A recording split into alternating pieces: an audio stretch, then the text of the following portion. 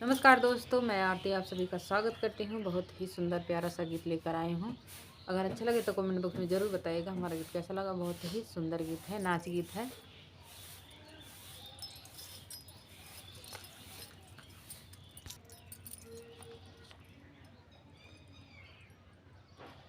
रजौलाई न जाता हो, रजौलाई न जाता या बही गवानवा उमरिया हमारी बारी बाटी ना। रजौलाई न जाता हो, रजौलाई न जाता या बही गवानवा उमरिया हमारी बारी बाटी ना। केले खाए के उमर अब ही कुछ हो ना सहूर, केले खाए के उमर अब ही कुछ हो न गुण, अब ही कुछ हो न गुण, रजऊ कुछ हो न गुण। रजऊ माई तोहर हो, रजऊ माई तोहर हम का गरियाई गवनवा वही लई न जाता ना।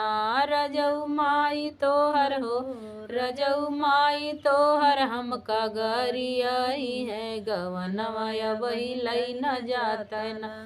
अब ही बारी बहो, रजऊ लई न जाते हो, रजऊ लई न जाता हमारी गवाना उमरिया वही बारी बाटी ना।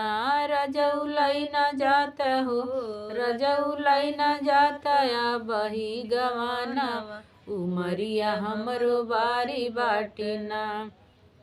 रजऊ लई न जाता हो, रजऊ लई न जाता या बही गवाना उमरिया हमारी बारी बाटी ना।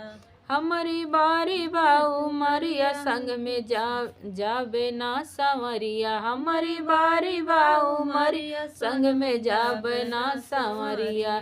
रजऊ मानी जैता हो, रजऊ मानी जैता एक ही कहनवा उमरिया हमारी बारी बाटे ना।